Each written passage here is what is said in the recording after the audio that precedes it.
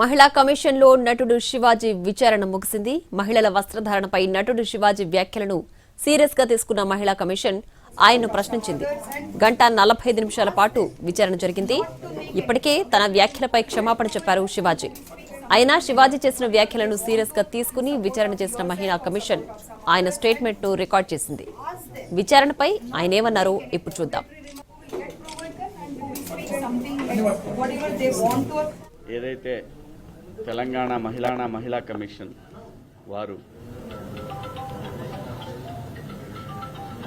దండోరా ఫంక్షన్లో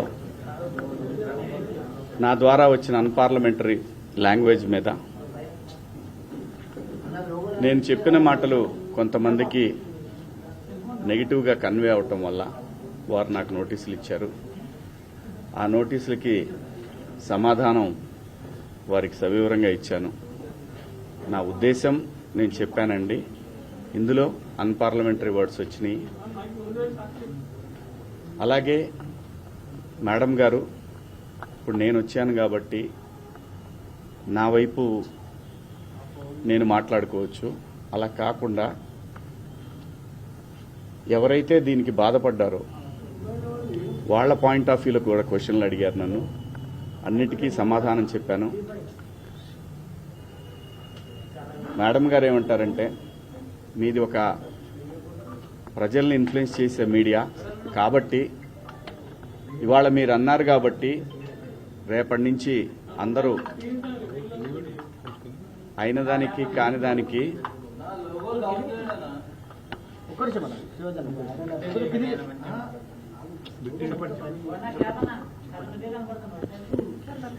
అయిన దానికి కాని దానికి ఆడవాళ్ల మీద కామెంట్లు పెడతా ఉంటారు కదా అంటే కరెక్టే మేడం. ఒక ఇన్ఫ్లుయెన్స్డ్ పర్సన్గా దయచేసి దీన్ని ఆపేద్దాం. ఎందుకంటే సమాజంలో ఇంకా చాలా విషయాలు ఉన్నాయి. ఇది మేడం గారు చెప్పిన దాని ప్రకారం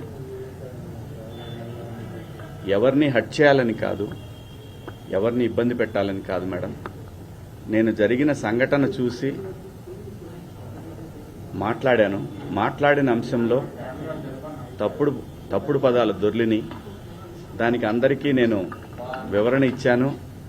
నా అపాలజీస్ చెప్పాను అని కూడా చెప్పాను. మేడం గారు కూడా చూశారు. నాకు ఇక్కడికి వచ్చిన తర్వాత అర్థమైంది ఏంటంటే, నేను ఏదైతే ఆ రోజున నేను ఏదో జరగబోతుంది అని ఏదైతే గ్రహించానో,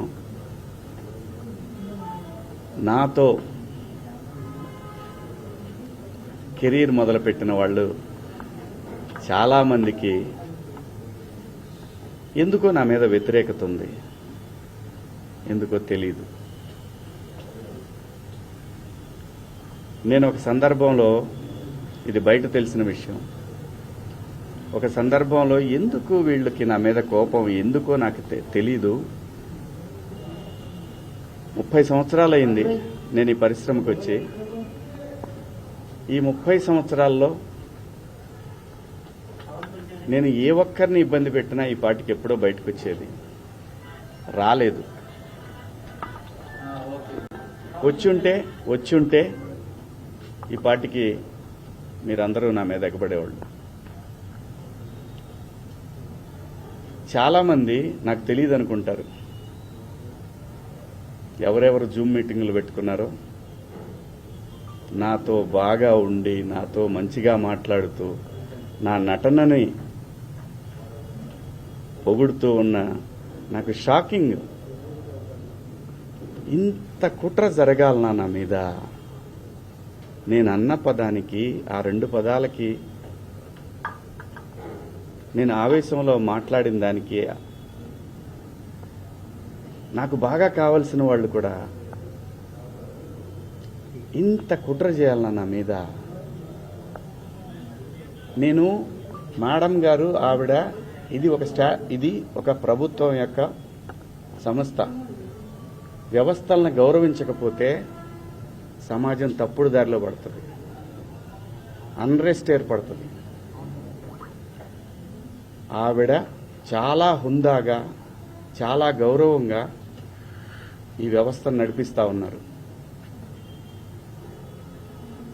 ఒక బిడ్డకి చెప్పినట్టు చెప్పారు, ఇది ఇలా తప్పు.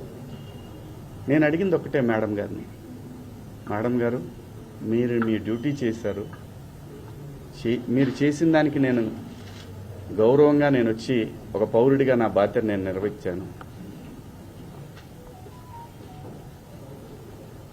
ఇక్కడ ఇందాక నేను మాట్లాడిన నా కుట్ర విషయం వేరే, మేడం గారి సందర్భంలో జరిగింది వేరే. నన్ను అంతగా అసహించుకోవటానికి, మీరు నా మీద అంత జలసీ రావటానికి ఏమిటమ్మా కారణం? నేనేం తప్పు చేశాను? నా బుద్ధి గడ్డి తిని మీ నాన్న చెప్పడా మీ ఇంట్లో? మీ అమ్మ చెప్పదా మీ ఇంట్లో? అంత ద్వేషం ఎందుకు పెంచుకుంటున్నారు? వినా స్త్రీయ జననం నాస్తి, స్త్రీ లేకపోతే ప్రపంచమే లేదు, అసలు ఈ మానవాళ్లే లేదు. ఏ మగవాడు కూడా తన ఇంట్లో తన భార్య, తన బిడ్డ, తన అక్క చెల్లెళ్ళు, తన కుటుంబాలు ప్రతి ఒక్కడికి ఉంటాయి. ఇక్కడ ఎవరి మీద దాడి చేస్తున్నారని, ఆ డివిజన్ని తీసుకురావాలని ఎందుకు తహతహలాడిపోతా ఉన్నారు? అందరి వాదన ఒకటే, స్త్రీని మహాలక్ష్మిలా చూసుకోవాలనుకుంటారు. ఎవరు బట్టలు ఎలా వేసుకుంటే నాకేంటమ్మా? మీరు ఎలాంటి బట్టలు వేసుకోవాలనేది మీ ఇష్టం. నేను ఒక తండ్రిలాగా నా దగ్గర హీరోయిన్లు అందరూ కూడా నాకు తండ్రిలాగా నేను పాత్రలు చేస్తున్నాను కాబట్టి నా బిడ్డలకు చెప్పినట్టు చెప్పానే కానీ ఇంతకుముందు ఎప్పుడు ఎవరు ఏమీ అనలేదమ్మా. వాళ్ళ మీద మీరు ఇలాగే కంప్లైంట్లు ఇచ్చారా? జూమ్ మీటింగులు పెట్టుకొని మీలో మీరే? ఏమ్మా పేర్లు పెట్టి అనగలను నేను, కానీ మీరు ఇబ్బంది పడకూడదు.